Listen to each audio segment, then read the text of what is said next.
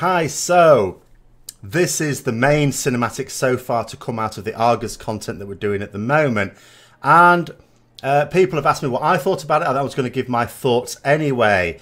This was a really strange one because in the aftermath of this, on the PTR, you know, I could see the bit after it where Turalyon is over Illidan on all fours, and I'm thinking, ooh, there's been a bit of a Barney here, what's been happening?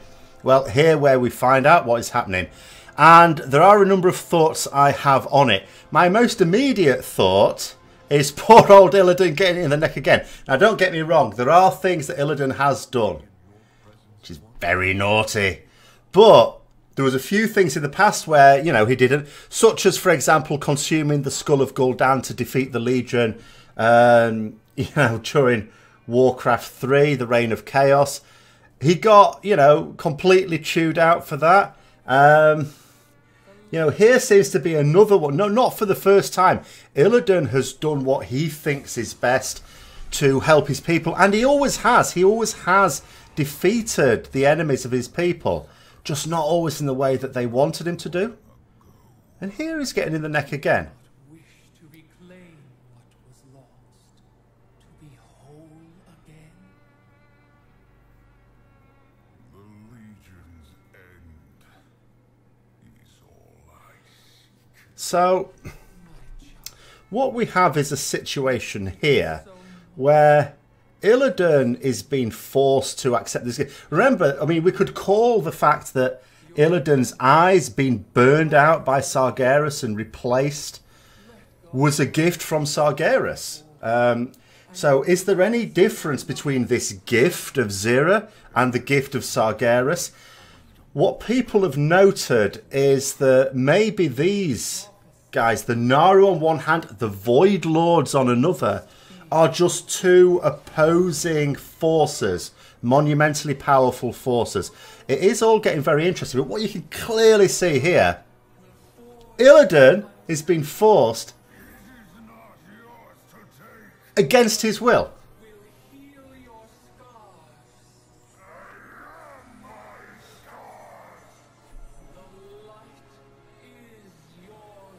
I mean, this is quite... There we go. He's just defending himself. He's defending himself against an attacker. Now, this bit is really interesting. So, Turalyon, what you noticed there, I'm just going to pause that. I want you to have a quick look at this. People have noted this, by the way. This isn't my observation. So, look at Turalyon's eyes. Clearly changing hue. They've gone sort of from... Now, this could just be a reflection of the radiance of Zira before the shattering. It could be as simple as that, just a light effect. What some people have noted is that perhaps Turalyon's reaction, because he has just watched someone being attacked and defended themselves. That's it. But yeah, look at this reaction. This is, and Velen even afterwards said he was surprised at Turalyon's reaction, as well as what Zira did in the first place. And Illidan's reaction, he said he will talk to Turalyon afterwards. Turalyon has, first of all, been so inflamed at the death of Zira, who was attacking Illidan, that he's now decided to smite the Chosen One. Zira even said this guy's the Chosen One. And he's going to chop his head off, or that's what his intention is. But what people are sort of thinking there is Turalyon effectively a servant of the light? Now, so far, we've considered the light and the Naaru to be a benevolent force. And so they may be on many levels. And that the Void Lords are a very malicious, malevolent force.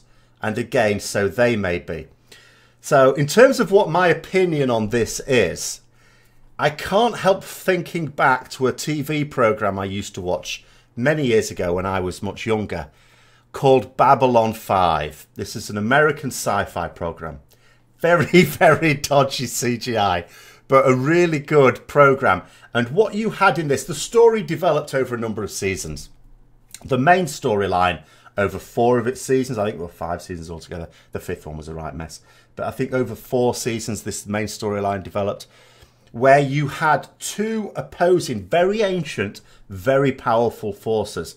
One of them was always considered from the living races, the humans and Minbari and people like that.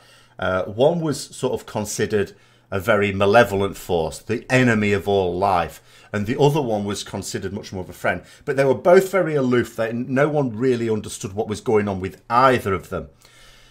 And it transpired at the end of it that they both use these living races in different ways. They both just have different ways. They're both of them interested in pushing forward the evolution of these races and making them more powerful. They just had different ways of doing it. So yeah, you had a situation where you sort of felt like pawns just with, you know, with these two forces. Maybe that's what this is. Maybe the Naaru are more pleasing to us because they seem more benevolent. They seem kinder, whereas the Void Lords seem much harsher. But maybe it is just the Naaru versus the Void Lords. Possibly. I mean, we don't know enough of that. None of this is canon until, well, Blizzard say so. And maybe that is just it, but that they're essentially at war with each other and we are just their chess pieces, really. And it may well be that this is the story that may develop in the next expansion, say, or in future expansions. Because when Blizzard said, and they said some time ago, that they've got lots of expansions planned out, well, of course, that must mean that they've got a major story arc planned out. Otherwise, how can you plan these expansions unless you've got a major storyline theme that you want to portion out bit by bit? So maybe that is what's going on here. So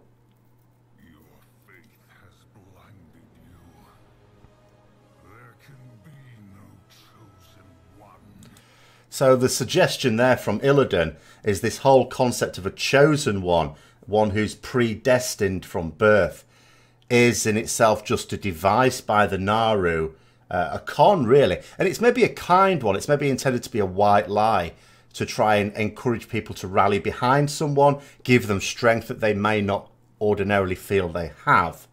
Whereas maybe the Void Lord's attitude, again, maybe copied directly from this Babylon 5 story, is to make people stronger through trial by combat. In other words, to throw against them deadly enemies and the strongest ones survive and overcome them. And maybe that's what their plan is. Then it comes to the Titans itself. Someone was talking in my stream about what are the Titans in terms of, you know, this, and could it be that they were created by the Naaru? Because we have a creation story for the races on Azeroth and the ordering of Azeroth, because the Titans did that. But is the creation story for the Titans? They're supposed to be there from the birth of the universe, so to speak. But were they? Were they themselves created? Did the Naaru have a hand in that? Are the Naaru more powerful than we're given credit for? Or are the Naaru themselves simply servants, a bit like keepers, Titan keepers, of a much more powerful force, which again is the light or something like that? And are the Void Lords... Because the Void Lords with the Old Gods, the whole idea is that they send these Old Gods out to corrupt the Titans, you know, to turn them onto sort of their side. Is that how they're going to wage their war? They can't maybe create life of their own equivalent to Titans, so they corrupt Titans where they can. They haven't actually succeeded in doing that yet. So there's an awful lot you could potentially read into this cinematic.